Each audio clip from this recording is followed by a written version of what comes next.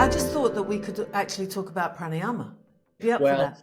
Natasha, that's interesting. Okay. The only thing I'll say about that is this. When I did that first lesson with Batabi Joyce, this is in 1988, and he took me Yeah. sort of one-on-one through that primary sequence. And all he said was breathe with sound. That's the only instruction I got that month. So he's saying breathe with sound, i.e. ujjayi breathing. Well, they call it that. I don't particularly like the use of the word ujjayi because, I mean, what's it mean to us Westerners? You know, people have all sorts of meanings to it. I've never liked the term. And as a teacher, I came across these people who'd been taught the most horrendous versions of the so-called ujjayi breathing. They sounded like Darth Vader having a hissy fit. Yeah. I mean, I know exactly that. Darth Vader is the exact right description. In your understanding, what did Patabi Joyce mean when he said breathe with sound? Well, he left us to work a lot of that out ourselves, just through practice, trial and error. But above all, it was to get us out of because he could see I was a bit of an intellectualist, thinking things through too much. And all I can say is this, from a practical point of view, you see, when I went to him, I wasn't teaching yoga, I was practicing, but I was driving a taxi. And before I went, it was hard to get into work. I couldn't coordinate the radio work and the street work. I was sluggish and so on. And I just did that 1 month with him only. When I got back to Sydney, I went back to cab driving for I'd leap into the cab like I was leaping into a Roman chariot. I'd tear around in the cab with no thought for about 6 hours, and there's perfect coordination between street work, radio work. And when I found myself starting to think after about 6 hours of the shift, I just stop and have a meal and get the cab washed and start again. And I noticed that he never said anything about that, but the effect was it helped me to do things without thought. And that was just 1 month with him. Admittedly, it was one-on-one and he was close by. Incredible effect. In your practice with him one-on-one, and he only said breathe with sound, what else were you doing with your breath? Were you just making your breath in rhythm with your movement, or what? Yeah. Well, yeah, in the so-called vinyasa, the thing, you know, chaturanga, up dog, down dog, you needed that rhythm to be there to rest yourself, balance out between the postures. Now, the postures weren't that difficult for me. I'd never gone right through the Ashtanga primary that much at all, in fact. And there were some postures I hadn't done. I managed to get into them. That's why, like Mrityasana D, which is a difficult posture, and I'd never been taught that. But because he could see I could do the postures, he took me right through that sequence. He'd learned how to do it in 1 month with someone like myself. And when I was in the posture, again, he just was right onto me, breathe, you know, that was all. So it wasn't like a mega technique or anything. It was just to get the breath happening. And because you can't breathe and think. You can either breathe or you can think. Especially with that intensity. Oh yeah, for sure, exactly. You know, when it's so intense, you've got no time because you're trying to hold on to yourself while you're being intense in a posture and breathing simultaneously. Yeah, you don't have any time. See, with Will, his understanding of the diaphragm was just incredible, far more than but I couldn't describe it the way he does, but I'd say in the end I had to learn to do something similar. And my teaching to the students is that there's some incredible balance in Ashtanga primary between all those forward bends, the twists, and the Navasana abdominal, which is sort of it's not a pure abdominal, but that's what makes the diaphragm kidney area work. And where I like that sequence so much is very stabilizing to learn all those forward bends. And Natasha, see, what I have to put to you is this, that when you asked us before about success in yoga, well, I didn't get success in yoga in the first 5 years. This is before I'd done Ashtanga, because the teacher I went to and met over in India, you know, I was just writing it down. The first thing he said to me is, can you do drop overs, son? Now, for goodness sake, he's referring to Viparita Dandasana.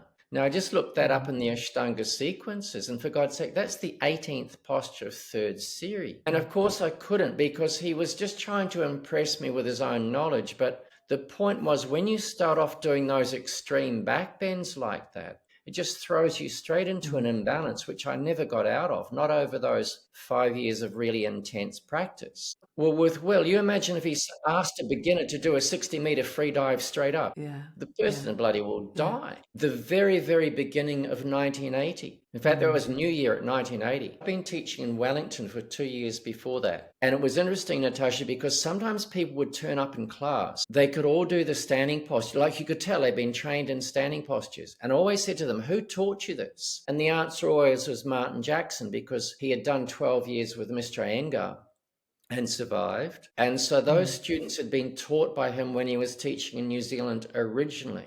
But then he'd moved off to Australia. Yeah, so that was the only system of yoga we knew at that time that was comprehensive and balanced. Well, we thought it was balanced, but it wasn't. It was really imbalanced because there was a lot of back bending, long headstands, and excessive standing postures. You know, like the Ashtanga sequence, Natasha. Oh, excessive standing postures. Yeah, okay, I'll give you an example. The Iyengar standing sequence used to start with Trikonasana and go through to Virabhadrasana 3, which in Ashtanga is called Digasana, and it's actually in third series. But it used to take 40 minutes. We often practice that sequence, 40 minutes. And I practiced through that for those nearly a decade, actually, from 1980 onwards, or actually 1977 onwards. But here's the thing. I ended up really unstable because it was not just the standing sequence was excessive, but it was always back bends, and back bends, but no counterbalance. No, we were never taught leg behind the head. And we were taught like to do half our headstand from the get-go. Okay, so when I started teaching... At the very beginning? Yeah. Okay. I won't comment further than that because I've gotten over it a bit, but for a long time I was pretty angry about that. Well, I'll tell you why. Have you had access to Krishnamacharya's thing on salutations to the teacher and the salutations to the teacher and the enlightened one? Yeah. In that, Krishnamacharya is really clear. He says for Shirshasana, 6 breaths. I mean, 6 breaths is a lot different to half an hour, for God's sake.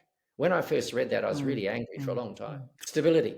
Okay, so I started practicing the Ashtanga sequence seriously in 1992 because I was teaching it.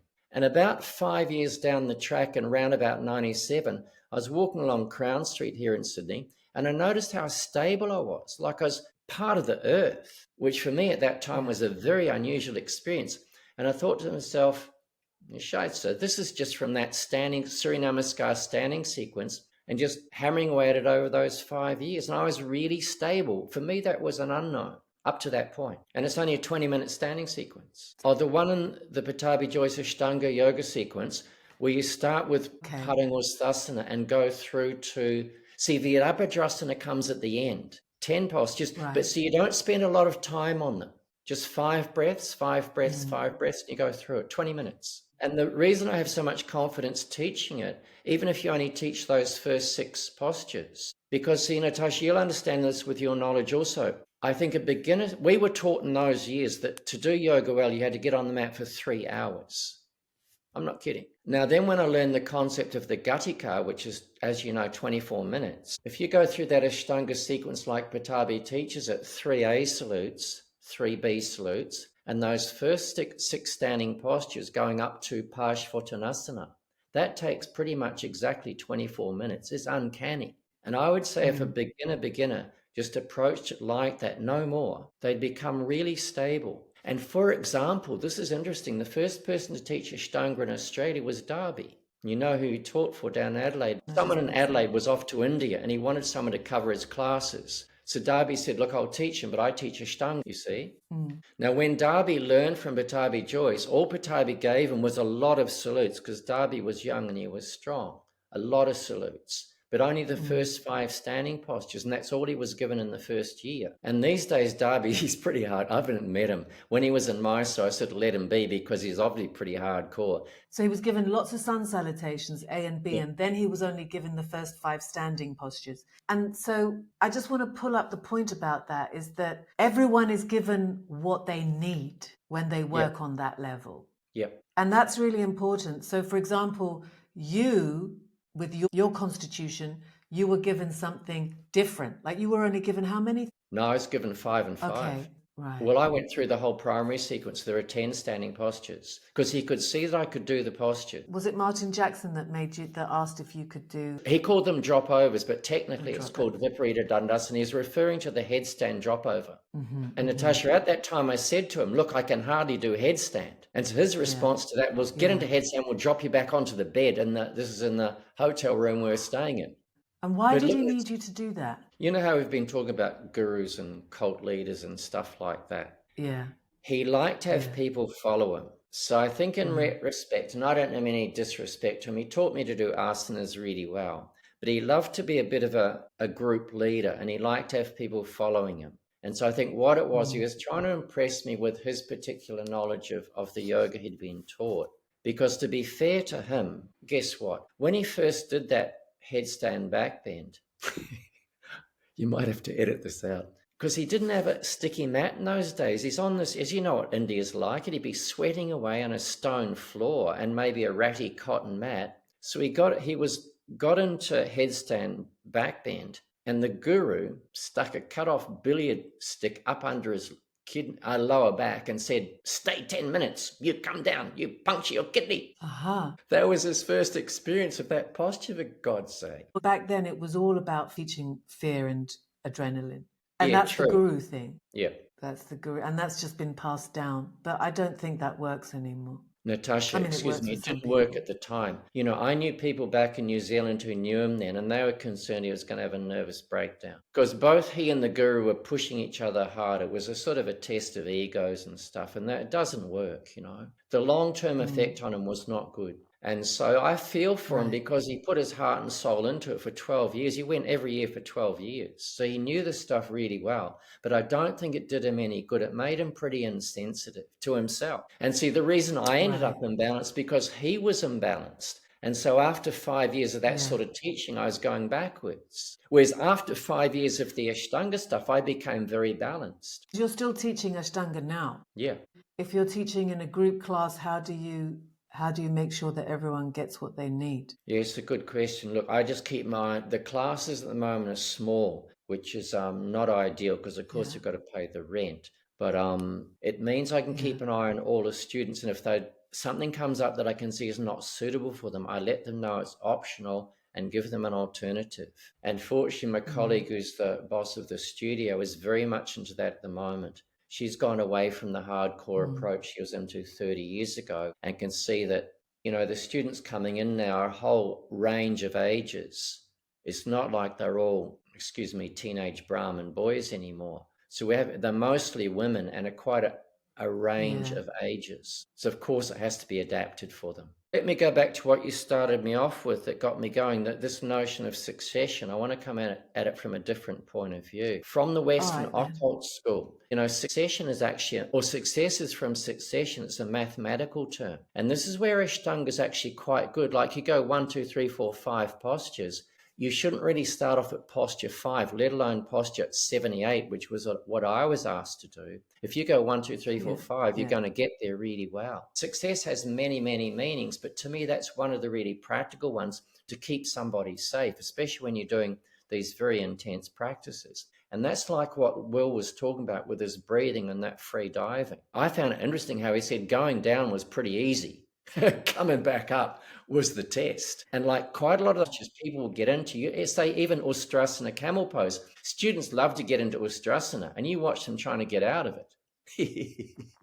That's just one example. You were talking about the Brahmin boys in the old days, and now those who are practicing yoga now, it's a different practitioner to 30, 40, 50 years ago. Over these decades, how would you say you've witnessed yoga evolve? Okay, can I use money as an example, funnily enough? Because I said I wanted to approach it via the subject of money. Oh, yeah, that's fine. Okay. Also, Natasha, to be fair to myself, the zeitgeist when I started yoga was very different to what it is now. Money was considered bad. Yeah. Most of the people were like hippies. They smoked dope. They thought it was necessary to smoke dope to do yoga. And the yoga was pretty wishy-washy, to say the least, which was why it was good that Mr. Iyengar came along with his methods that worked. But to give an example, you know that person, Martin Jackson, when he worked with Mr. Iyengar that first session, he was there for 4.5 months, 3 hours in the morning and 2 hours every afternoon, Monday to Friday. And near the end of that time, he thought to himself, I'm going back to New Zealand next week. I haven't paid the old man anything. Money was never discussed. And so when he went to Iyengar and mentioned this... But that's an Indian thing. Well, yes. But then when Mr. Anger finally said, well, pay me what you think it's worth, Martin was a bit flabbergasted because you've been there 5 months and with his standard of teaching, but he did the right thing. He was quite street smart. So he asked the older Indian people what to pay, and he didn't have much money. He'd separated out, I think, from back in New Zealand. He didn't have a lot of money, but he worked out something. But what I'm saying, it wasn't about money. Money wasn't the idea of it. It was just a passion for yoga. Then after that, their worth fees was set, fair enough. But what I'm getting at, the zeitgeist of that era was that yoga was about seeing God. And then, of course, you couldn't see God. Why? Because you've got money. Well, what do you do with your money? You've got to give it to the guru. The guru was going to put in his trust account on behalf of God. And you know where that went. Yeah. That reminds me of a really good Indian film. It's like, I mean, it must be about 20 years old now, maybe 15 years old. It's called Oh My God, OMG, Oh My God. And yes. It's a slapstick about this whole spirituality and money. So basically what happens is you have this guy who he has a shop which sells like everything to do with devotion, little statues of gods and puja items and stuff like that. And, he's a merchant, so he's got a shop. And then there is an earthquake or something, and his whole shop is ruined. Like he loses everything. And then he decides to sue God. So he takes God to court. Yeah. And it's fun. So all these gurus that say they're the spokesperson for God are, subpoenaed and they have to come to court. And in the whole process of the coming to court and everything, you see each guru and how their relationship to money is, like how they make money. Like one steps his feet in a concrete, the imprint of his feet, and he sells it for like 500 quid or something. It's such a good film, So I would recommend that to anybody. Oh my God. Yes. But yes, sorry, that's just on the aside. It's fantastic. No, it's very fantastic. Okay, let me say something very positive about Martin Jackson then.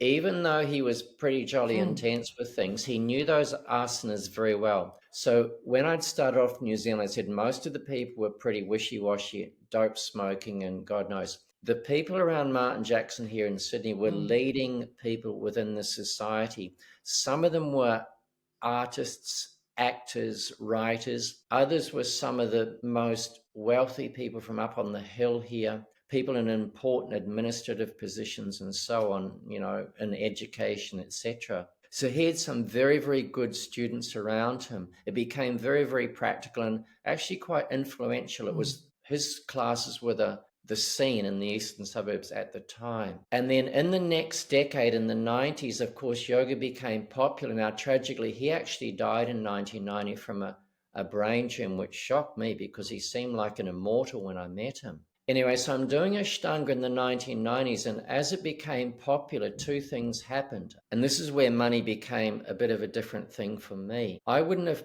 had a roof over my head unless my stepmother, whose photo's up there, stepped into the scene and sort of told my father, well, Trevor hasn't made a lot of money out of yoga. He's got no roof over his head. So they helped me to buy a flat in Sydney in 97. We signed the documents. And that was the same year that I felt myself becoming very stable from the practice. It was quite nerve-wracking signing the mortgage documents after these years of being totally non-materialistic. But I was lucky I did that. Okay. Then the year I moved into my flat, I was honored by being given yoga classes in a leading law firm in Sydney. Now, Natasha, picture this. I started off with yoga with the weird dope smoking hippies. And if you had told me 20 years later I'd be teaching one of the leading law firms in Sydney, I would have said, you're joking. But the way I paid that mortgage in that first decade was I taught for a decade in that law firm. And I was doing a class every day there because the CEO of the law firm wanted it. And I would sort of argue that for a lawyer, their yoga is really to practice law. But quite a few of the support staff and one or two lawyers came to those classes regularly and loved them. Now, here's the point, Natasha. When we talk on success, I realized if I pushed those lawyers into full-on Ashtanga yoga, someone was going to get hurt. Plus, also, the classes are 1 hour only. Whereas to do Ashtanga well, you need an hour and 30 minutes almost. So I thought to myself, okay, if they get hurt and they're likely to sue me, who's going to win the case, So, and I appreciated, Exactly. how intelligent they were. They're amazing students to teach. So they're very switched on. Yeah. So that's where I started adapting. So I'd say success for me was, on the one hand, paying that mortgage so I had a roof over my head, getting me out of this notion of yoga as being totally non-materialistic. Well, what's the point? You can't be like that in Sydney. And it's given me a stability to this day, even though I don't own the flat anymore. There's a bit of background money there that enables me to stay on here without having to live on the street, And the lawyers were good students. And that's where I first learned to adapt the yoga, so no one would get hurt, and so they'd appreciate it. And to me, that was a big success. So you continue your practice on one level and adapt the yoga for who you are teaching. Definitely. And then from when you started to now, how would you say, because I think yoga teacher training started to become, a big money maker around 2000, early 2000s. That's when there was a big shift, I think. What do you think? Natasha, you're spot on. And guess why? Back in 1980, go on. There were only 2 teachers in town. Martin Jackson up here in Bondi Junction and the school in Balmain. Those students went on to become teachers themselves and run their own schools. Then all of a sudden, so did the school in Balmain. Then so by the end of the 1980s, you suddenly had, instead of 2 schools, you might have had, in just rough ballpark figure, a dozen or so. And then when you talk about the year 2000, exactly around that time, you suddenly had 20 schools. And there's a limited market. There's only so many people want to do yoga. So the teachers in those schools were barely paying the rent from regular classes. And I spoke to one of them about this. The reason they put on teacher training courses, because they had some sort of political and administrative knowledge. They could set up the teacher training courses. And that was the way they made their money from then on. So it was the only way they could survive.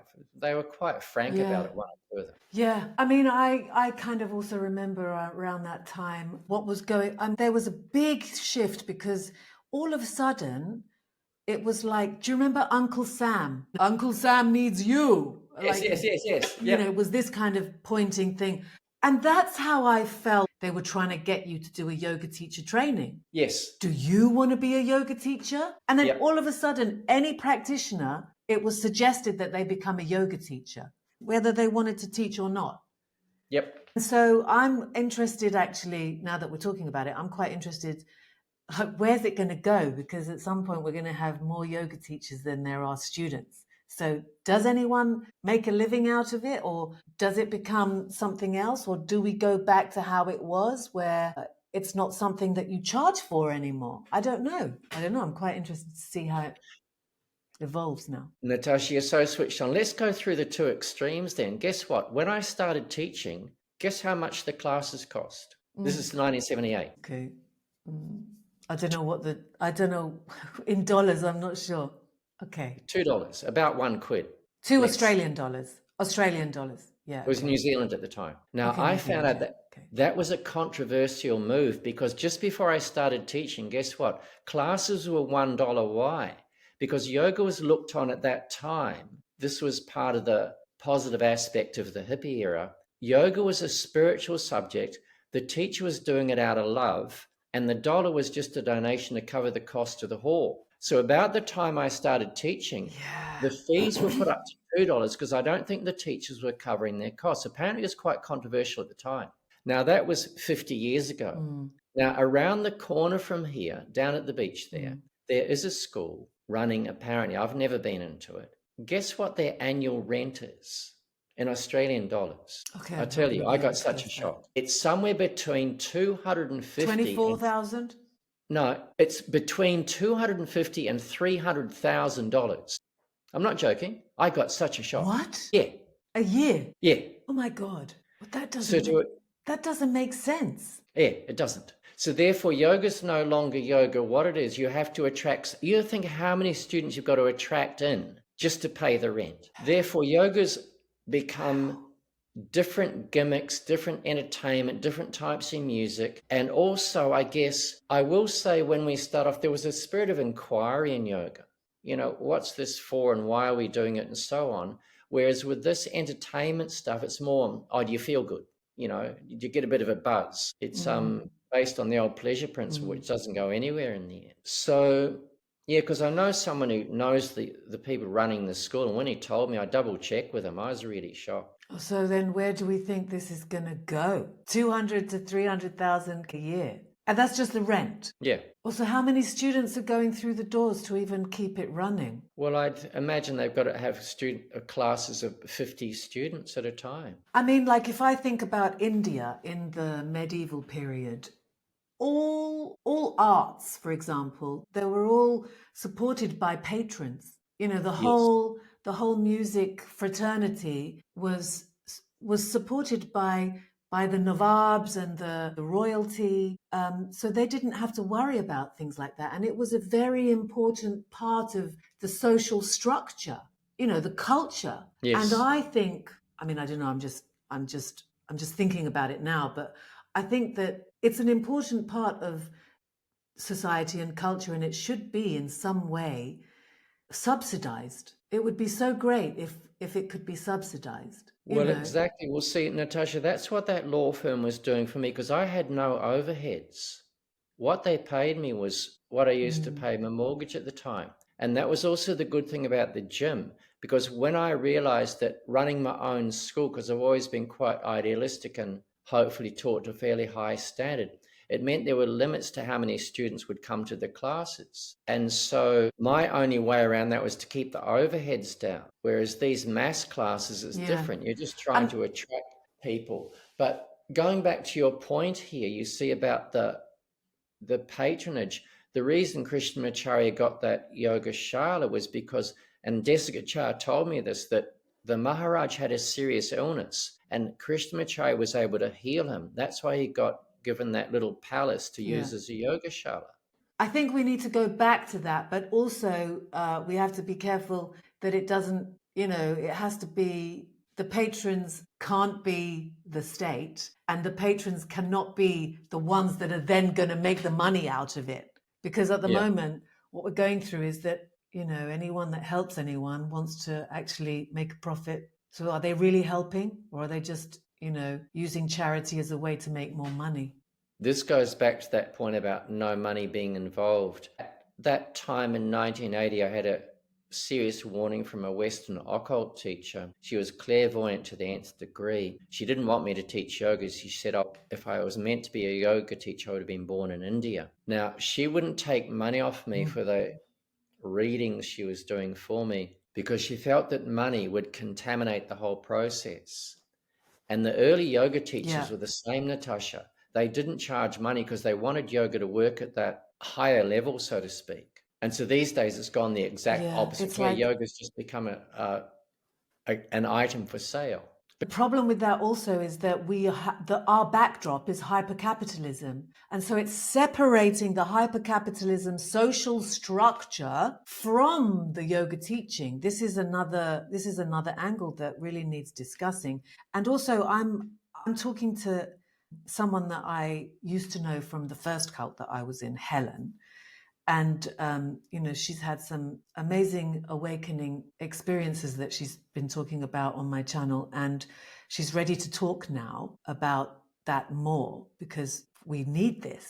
Anyway, my point is that she doesn't charge. And I think that aspect of not charging makes it easier to be sure that there's no agenda behind what you're doing. Because we have also both experienced being within a community that you teaching position as an act of power to feed their own shortcomings and need to be superior. And that's very detrimental. Of course it is. Well, it negates any chance of getting to that clear, quiet mind, which is one of the main aims of yoga.